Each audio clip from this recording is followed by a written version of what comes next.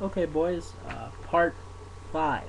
Um, this is going to be about tournament paintball and tournament airsoft. Now, I'm not talking tournament paintball in standards of, blow up bunkers and stuff like that, like NPPL, PSP. I'm not talking about that. I'm talking about scenario tournament paintball, okay? Oklahoma D-Day 2009.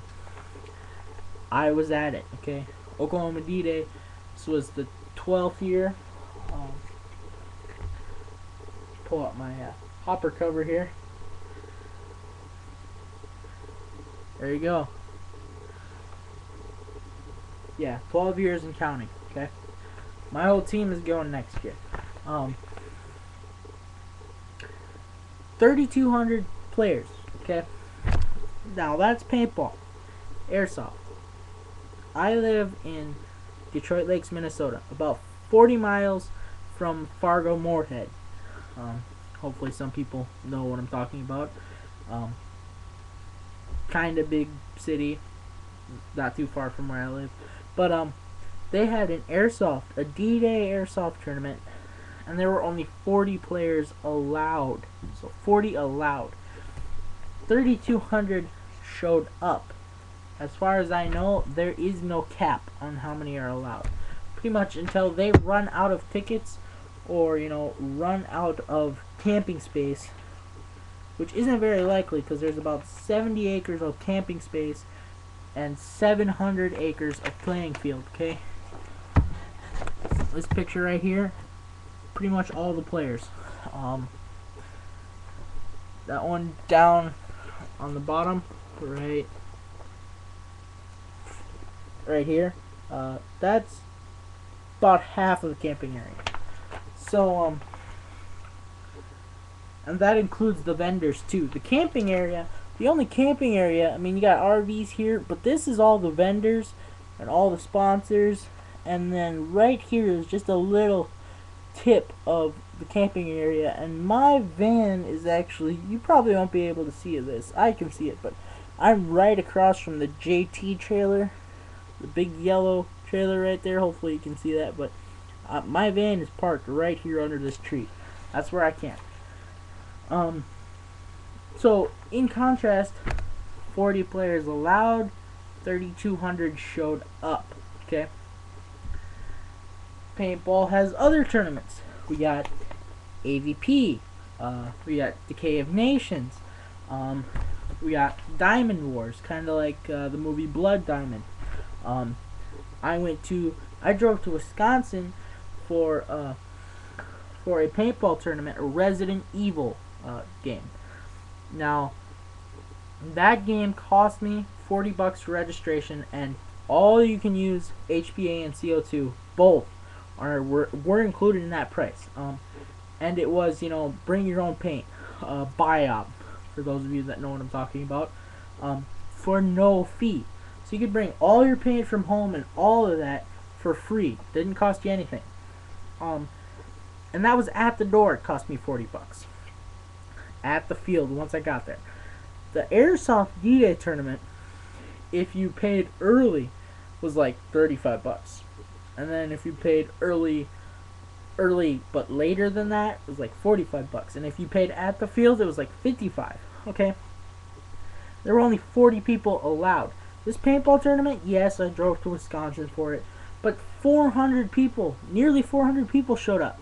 And they gave away stuff. They gave away like 6 different markers, ton of pods, some t-shirts, some jerseys, a couple of gear bags, stuff like that. They gave that away. So right there, in my opinion, paintball's got that over airsoft. You got a lot more players that show up to tournaments because there's pretty much not a cap on how many people can come. The sound of the actual firefights is just amazing compared to airsoft. You got guys running around like this, like spotters and stuff. Okay, and this is one of those other realistic looks on a paintball marker that you can get for almost anything. Okay, not anything, but for like Tippmann products, like a 98 Custom, a Custom Pro, an A5, an X7, you can buy what's called the tack cap. You probably can't see that, but well, maybe you can. It's pretty much it's about a 50 round little just pod. It kind of looks like a pod, just a little bit, but much wider, and it fits right on top of the cyclone feed. Now, if you buy 50 round pods, like you're playing pump, and you're a pump player that wants to switch over to semi-automatic play, but you still don't want to shoot that much paint, that's a really cool thing to have. Another thing it brings up is you get a much lower profile, because the cyclone feed hoppers tend to be quite large, and they do have the new low profile hopper, but that's still got quite a tall feed neck. Hopefully, yeah, I got a picture right here. Actually, you're gonna see something really cool. This is Eric Engler. Notice same first name. I did talk to him. He was at D-Day. If you've watched my other videos, like my M1, I showed that to him. Before, at D-Day, he had still not made an M1. He started making the M1 when the new Tippmann TPX came out. He's making all his new long rifles off of that marker. So, in my mind, he probably wasn't even thinking about making an M1 before that pistol came out. I'm not sure. I'm just saying that. Maybe I am just saying that. But so I think I kind of beat him to that. I mean, yeah, mine doesn't look as realistic as his does, but mine does look pretty good, and I'm not done with it yet. But this guy is awesome, and he is credited for the most realistic looking, or most recognizable Thompson ever made. Okay, now that is the low profile cyclone feed hopper. Okay, not really low profile, but it's a lot better than the original one. So just in my opinion, this is my opinion.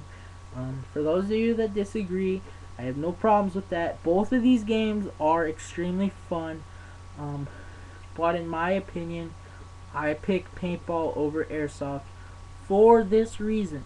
You're going to find a lot more people around your area that play paintball than you are going to find. Okay, let me rephrase that. You're going to find, probably, depending on where you live, you might find about the same amount of people that play both.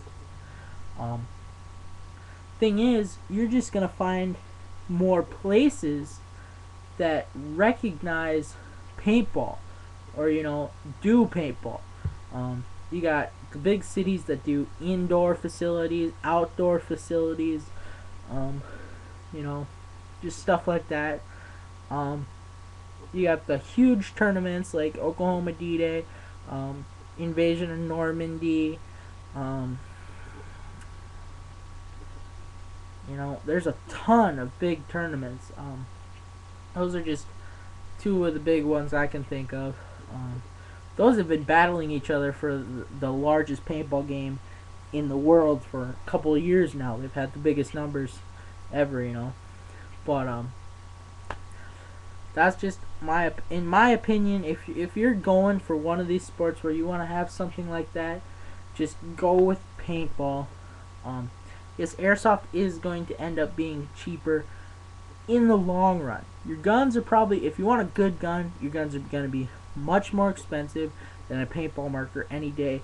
But your ammo is going to end up probably being cheaper depending on how much you shoot. Okay, that's just something you have to figure out if you're thinking about going into either of these sports. How much you're going to shoot, how good of a gun or marker do you want, and what style of play are you going into. That's part 5. I'm pretty much wrapped up. I'll have a wrap up video in a second. Yeah, that's pretty much it for now.